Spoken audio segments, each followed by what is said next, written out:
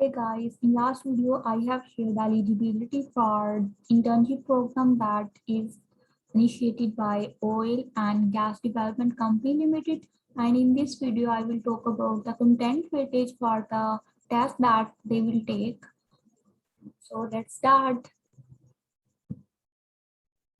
जो core area division है उनकी जो डिवीजन हुई है वो कुछ यूं है कि वर्बल रीजनिंग से पेपर 10% आएगा, एनालिटिकल रीजनिंग से 20%, और जो जीके है उससे 10%, और सब्जेक्ट रिलेटेड जो क्वेश्चंस आएंगे वो आएंगे आपको 60%, एंड दैट वो टोटल हो जाएंगे 100%। अब हम आपको वर्बल रीजनिंग का आइडिया होगा। उसकी प्रिपरेशन के लिए आपको इंटरनेट से और जो एनटीएस की बुक है वहाँ से गाइडलाइन मिल जाएगी, एमसीक्यूज मिल जाएंगे, और इनका कोई ऐसा सिलेबस तो होता नहीं कि आप लोगों ने सिर्फ वही सिलेबस इन्होंने दिया हो और वो कवर करना हो। ये तो जैसे जनरल नॉलेज है, इसमें तो like it cover a lot of topic, और इसलिए इसका कोई सिलेबस गिवन नहीं होता। सब्जेक्ट रिलेटेड का सिलेबस गिवन है, हम लोग उसकी बात कर लेते हैं। सबसे पहले हम लोग बात करते हैं जो इंजीनियरिंग की डिग्री थी, ठीक है। तो उसमें सबसे पहले हम लोग बात कर लेते हैं जिन्होंने अपनी इंजीनियरिंग की डिग्री पेट्रोलियम में कंप्लीट की हुई है। तो उनके सिलेबस की डिवीजन कुछ यूं है। पेट्रोलियम इंजीनियरिंग से आएगा 10%, फ्लूइड मैकेनिक्स से भी 10%, रिजर्वर इंजीनियरिंग से भी 10%, ड्रिलिंग से भी 10%, principle of enhanced oil recovery and well logging and testing से भी 10%। लाइक ये जितने भी आपको 6 टॉपिक्स हैं, हर टॉपिक से आपको जो टेस्ट है वो 10% आएगा, और वो टोटल हो जाएगा 60%। और बाकी जो नेक्स्ट है हमारे पास जिन्होंने अपनी इंजीनियरिंग की डिग्री केमिकल में कंप्लीट की हुई है, उन्हें they have to cover these topic. और जो फर्स्ट टॉपिक है वो है chemical process principles, chemical engineering, thermodynamics, heat transfer, mass transfer, chemical reaction engineering, chemical process design and simulation, fluid mechanics. So those students that have completed their engineering degree in chemical department, so they have to cover these topics to get prepared for their internship test। और इनकी percentage को आपने दे के फिर preparation करनी है। लेकिन जैसे ये वाला जो टॉपिक है केमिकल रिएक्शन एंड इंजीनियरिंग वाला, उसकी जो परसेंटेज है वो 5% है। दैट मीन कि आपको सबसे पहले वो वाला टॉपिक कवर करना है जिनकी परसेंटेज ज्यादा है। अब नेक्स्ट है हमारे पास वो वाली कैटेगरी जिन बच्चों ने अपनी इंजीनियरिंग की डिग्री इलेक्ट्रिकल और इलेक्ट्रॉनिक्स में कंप्लीट की हुई है। तो उन्हें ये सारे के सारे टॉपिक्स कवर करने हैं, और इनका जो परसेंटेज है वो भी 5% ही है।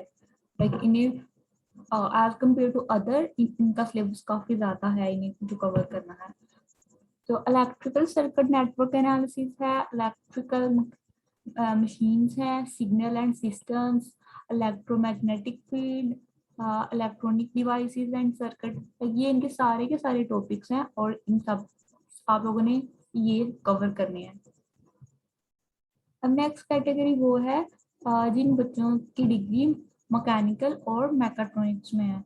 तो इनके भी काफी ज्यादा टॉपिक्स हैं जो इन्होंने कवर करने हैं, और हर टॉपिक में से आपको 6% टेस्ट आ रहा है। Engineering drawing and graphics, thermodynamics, manufacturing process, industrial automation, machine tool and machining, machine design and vibrations, engineering statics, power plants, fluid mechanics, engineering material। ये आपके टॉपिक्स हैं, और मैकेनिकल और मैकाट्रॉनिक्स के स्टूडेंट हैं, इसलिए ये सारे के सारे टॉपिक्स कवर करने हैं। अब नेक्स्ट है इंजीनियरिंग की जो लास्ट है वो है कि जिन्होंने सिविल इंजीनियरिंग में अपनी डिग्री कंप्लीट की हुई है। तो इनका सिलेबस भी कुछ यूं है कि इन्हें भी काफी ज्यादा टॉपिक्स कवर करने पड़ेंगे, एंड ये topic stand 6% of your total list. और इसमें है engineering drawing, engineering mechanics, engineering surveying, building and construction, fluid mechanics, structural analysis, civil work quantity and cost estimation, concrete technology, steel structure and reinforced concrete design, soil mechanics and foundation engineering. ये थी हमारे पास वो वाले बच्चे जिन्हों की engineering की degree थी, उन्हें ये वाले सारे के सारे टॉपिक्स कवर करने हैं। अब जो सेकंड कैटेगरी थी उसमें था कि वो वाले बच्चे जिन्होंने अपनी एमएससी या बीएस इन्वायरमेंटल साइंसेज में या कंप्यूटर सॉफ्टवेयर टेलीकम्युनिकेशन में या जियोलॉजी में कंप्लीट किया हुआ है, तो उनके सिलेबस की डिवीजन कुछ ये है। सबसे पहले हम लोग देखते हैं इन्वायरमेंटल साइंसेज की। तो इन बच्चों को जो टॉपिक्स कवर करने हैं वो हैं इकोलॉजी एंड अप्लाइड इकोलॉजी।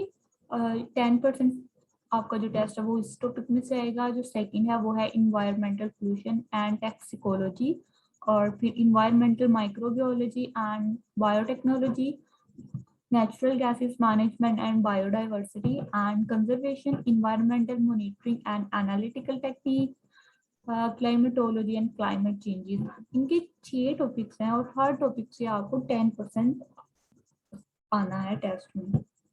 जो सेकंड है, अब वो वाले स्टूडेंट्स हैं जिन्होंने अपनी डिग्री कंप्लीट की हुई है कंप्यूटर सॉफ्टवेयर और टेलीकम्युनिकेशन में। तो इनका जो पहला है टॉपिक वो है कंप्यूटर आर्किटेक्चर एंड ऑर्गेनाइजेशन, इसमें से 9% आएगा। सेकंड है वो है ऑपरेटिंग सिस्टम, इसमें से भी 9% टेस्ट आएगा। सॉफ्टवेयर इंजीनियरिंग एंड डेवलपमेंट, इसमें से भी 9%। Micro processor system and interfacing, analog communication systems, digital communications, data communication and computer network, इन तीनों से 8% और टोटल आपका वेटेज हो जाएगी 60। अब आगे जो जियोलॉजिकल इंजीनियरिंग और जियोलॉजी के स्टूडेंट्स हैं उन्हें कौन से टॉपिक्स कवर करने हैं वो है structural geology and tectonics, mineralogy, geological mapping and correlation, palaeontology and biostratigraphy, stratigraphy of Pakistan, sedimentology, exploration method, basic principle of sequence, stratigraphy, physical logs, petrophysical logs, interpretation and principle। ये जो geology के students हैं उन्हें ये सारे के सारे topics cover करने हैं। आगे हैं वो वाले स्टूडेंट्स जिन्होंने MBA किया हुआ है, BBA किया हुआ है मार्केटिंग में। तो उनके लिए सबसे पहले है कि उन्हें बेसिक कंप्यूटर नॉलेज होना चाहिए, और उसमें आ जाता है आपका MS एक्सेल, वर्ड और पावर पॉइंट। इसमें से 10% सिलेबस आएगा। उसके बाद fundamental of management, marketing management, sales management, supply chain management. और लाइक इनका सिलेबस तो काफी कम है, और ये जो 3 टॉपिक्स हैं ये इनमें से 15% आ रहा है टेस्ट। दैट मीन के you have to cover these topics at your earliest just to get the maximum marks. So next है हमारे पास MBA, BBA जिन्होंने सप्लाई चेन मैनेजमेंट में कंप्लीट किया हुआ है। उनका भी फर्स्ट वाली कैटेगरी सेम है, बेसिक कंप्यूटर नॉलेज होना चाहिए। उसके बाद सप्लाई चेन मैनेजमेंट, इसमें से आपको 20% तक टेस्ट आएगा। उसके बाद फंडामेंटल ऑफ मैनेजमेंट, और लास्ट है business communication and report writing 20%। आप इनका सिलेबस काफी कम है, दैट मीन कि इनके लिए प्रिपरेशन करना और मार्क्स लेना इज वेरी इजी जॉब। अब जो लास्ट कैटेगरी थी हमारे पास वो थी कि अगर आप लोगों ने ACCA, CMA या MCOM या MBA, BBA फाइनेंस में किया हुआ है तो उनके साथ उनके टेस्ट की क्या रिक्वायरमेंट्स हैं। तो इनकी भी पहली कैटेगरी सेम है कि बेसिक कंप्यूटर नॉलेज होना चाहिए, और बाकी financial management, financial accounting, cost accounting, commerce and business mathematics. ये जितने भी पोर्शन है दैट्स 10% of each topic। और ये ही सिलेबस है जो NTS ने दिया हुआ है अपनी वेबसाइट पे। You can also download this PDF from the website of NTS and that's all जो उन्होंने रिक्वायरमेंट्स दी हुई है सिलेबस की। And if you want any other information, kindly you can ask in comment section. Thank you.